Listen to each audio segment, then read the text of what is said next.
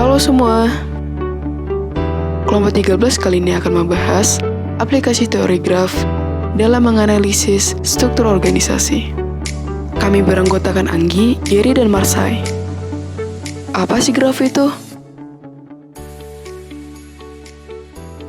Graf adalah suatu diagram yang memuat informasi tertentu dengan tujuan untuk merepresentasikan objek-objek diskrit dan hubungan antara objek-objek tersebut. Leonhard Euler, seorang ahli matematika Swiss pada tahun 1736, memecahkan permasalahan mengenai kemungkinan menemukan jalan untuk melewati 7 jembatan Königsberg dengan syarat tidak melewati jembatan yang sama 2 kali. Permasalahan ini dinilai tidak mungkin dan menjadi awal lahirnya teori graf. Beberapa jenis graf yaitu graf sederhana, graf ganda, graf semu, graf berarah, dan graf ganda berarah. Untuk kali ini, kita akan menggunakan graf berarah untuk struktur organisasi. Komponen sebuah graf.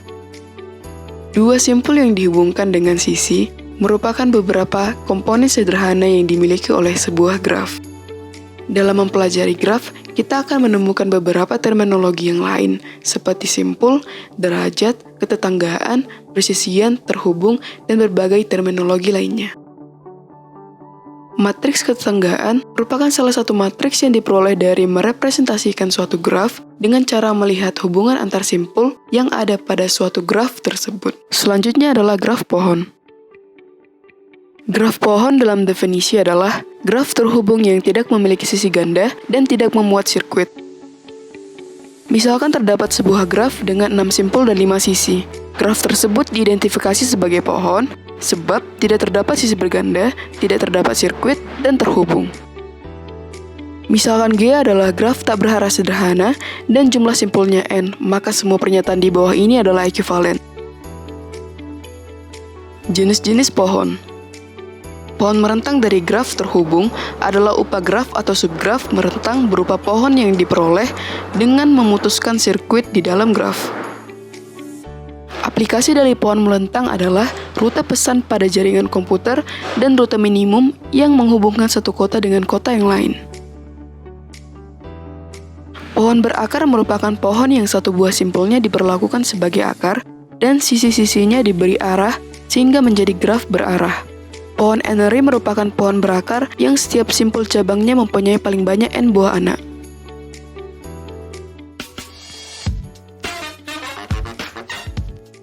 Penerapan graf pohon yang secara teori tadi sudah dijelaskan oleh teman saya Mbak Anggi sebelumnya.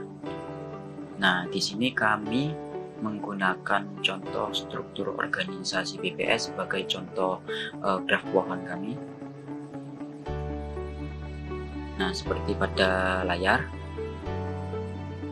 jabatan tertinggi di instansi BPS yaitu Kepala BPS. Di bawahnya ada Sekretariat Utama yang membawahi 5 biro.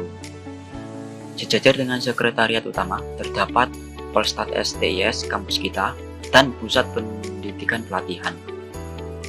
Kepala BPS juga membawahi 5 deputi, yaitu Deputi Metodologi, Statistik Sosial, Statistik Produksi, Distribusi dan Jasa, Neraca dan Analisis Statistik.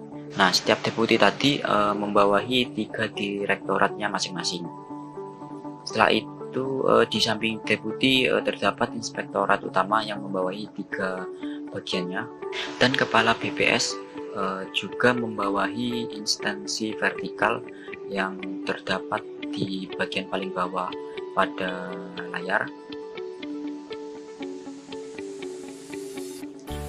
Nah, selanjutnya untuk mempermudah penafsiran, kami menggunakan aplikasi Excel dengan ditambahkan ekstensi Note Excel agar penafsiran dari struktur instansi BPS tadi bisa kami tafsir dengan baik. Nah, dengan menggunakan aplikasi Excel ekstensi Note Excel, kami bisa menghasilkan graf seperti pada layar. Graf ini graf berarah. Jadi setiap derajat masuk dan setiap derajat keluar bisa berbeda-beda. Selanjutnya, kami hitung secara manual komponen derajat masuk dan derajat keluar tiap-tiap simpul kami buat tadi. Nah, derajat masuk terbanyak itu pada instansi vertikal dengan angka 10 dan derajat keluar terbanyak yaitu kepala BPS dengan angka 10 juga. Total derajat masuk dan derajat keluar masing-masing berjumlah 130. Nah, untuk penafsiran derajat masuk dan derajat keluar yang telah kami buat akan dijelaskan oleh teman saya selanjutnya. Baik, sebelumnya perkenalkan nama saya Gary Nastiar, saya di sini akan melanjutkan presentasi dari teman-teman saya. Sebelumnya, sudah dibahas mengenai konsep graf, konsep pohon, struktur organisasi BPS, dan juga graf dari struktur organisasi BPS. Di sini saya akan membahas dua materi lagi, yaitu materi ketetanggaan dan juga hasil analisis. Baik, langsung saja masuk ke materi. Berdasarkan graf dan hierarki yang sudah dibahas, terdapat 34 aktor yang berada pada kepengurusan BPS, dimulai dari kepala BPS sampai instansi vertikal. Maka dari itu, materi ketetanggaan dari struktur organisasi BPS memiliki kolom dan baris sebanyak 34. Materi ketetanggaan antara struktur organisasi tersebut ditandai dengan angka 1, yaitu memiliki hubungan, dan angka 0 yang berarti tidak memiliki hubungan.